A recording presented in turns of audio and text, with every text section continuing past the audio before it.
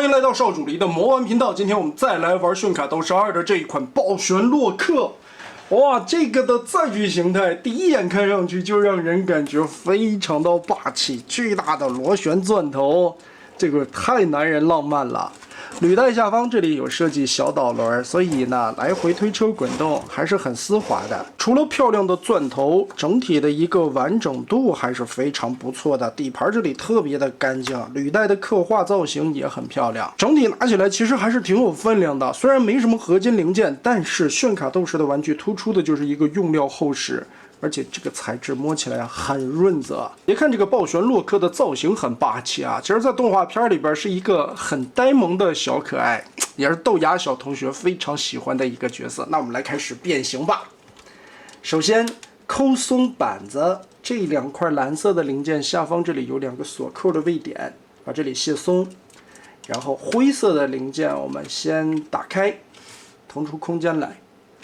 前后履带中间这里有一个无损的结合位置，打开之后就可以把腿部顺着这里边的双段，都是齿轮关节啊，我们把它一条腿一条腿的分出来。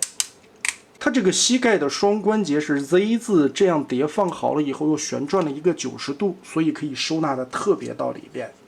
两侧的履带里边都有定位点，我们把它掰折直。再把后方这里的盖子堵一下，相当于填补了窟窿。这个，哎呀，太良心了！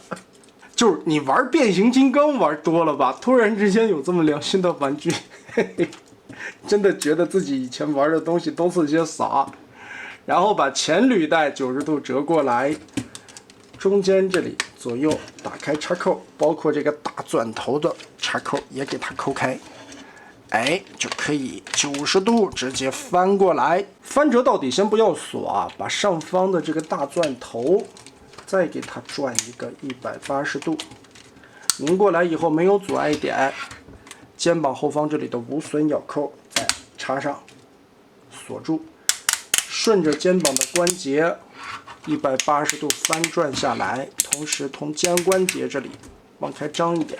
上方顶盖这里翻开这个板子，锁到外侧来。厚墩墩的用料材质和叮当作响的齿轮关节是让我个人感觉非常爽的。头部造型刻画，这些分色处理的细节涂装做的都是很精致的。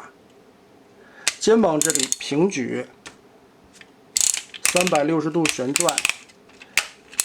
这里都是齿轮关节，非常的爽脆。手臂这里的半个大钻头，其实有几种摆放方式啊。现在呢，就可以把它当成护盾，也是在动画片里边防御性能非常好的一个机器人。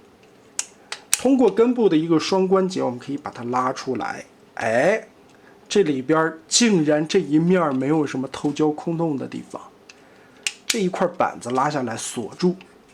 再折叠翻回来以后，手背儿这里有一个凹槽，跟这个凹槽插进去，就可以把胳膊露出来，钻头放在了小臂上。还有一个模式，我们可以把这一块，这里边是凸点的无损咬锁，这两个根部是有弹簧的，两瓣钻头再扣合一起，我们就可以用它突破天际。如果之前我们玩的星际游侠是 get 夺宝奇兵，那这一款暴旋洛克这明显的就是天元突破了呀！腰部这里齿轮关节非常清脆，嘎嘣嘎嘣的。胯部同样齿轮关节，别看腿部长，活动的范围没啥影响，但是很可惜这一款的大腿没有左右平转关节，膝盖这里变形需要齿轮关节其实还是两段的。所以它团起来的幅度也很大，接地关节只有脚尖的左右旋转。同时，为了增加可动性，你也可以把肩膀的这个锁扣稍微打开一些，当成蝴蝶关节使，就可以稍微往前摆了。但这个钻头也太大了，很重，还是锁上比较稳定，所以这个样子的摆放还是非常酷的。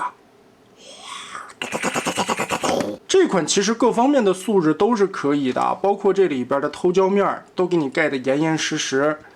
唯一可惜大腿没有左右平转，你摆造型的时候可能差点意思啊，总会觉得很内八。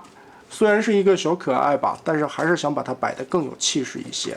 最后炫卡升级，把这个抠开，它的升级其实和重装赤魂王有点类似啊，是一个大的胸甲。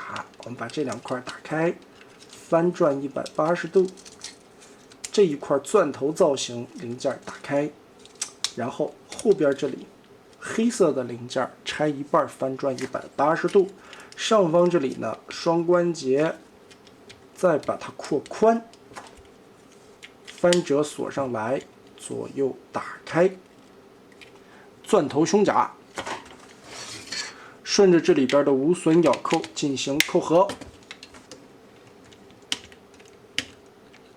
升级胸甲以后就更天元突破了。背后这里处理的非常干净啊，背包完全在接受的范围之内。因为是一个特异体型的机器人，整体的一个造型来说，既兼顾了这个帅气，又兼顾了重装型那种敦实感。整体的一个机设造型，又会让人想起来《王者荣耀》里边的盾山，或者激战 OG 里边的巨盾钢。确实也能感觉到神勇在做一些机设的时候，有很多的缝合嫌疑在里边。但是这些缝合的元素融合在一起做出来的这一款暴旋洛克，我个人感觉还是有点意思的。那么得嘞，大家觉得这一次的暴旋洛克设计如何呢？欢迎在评论和弹幕留下你的观点。这一集咱们就玩到这儿吧。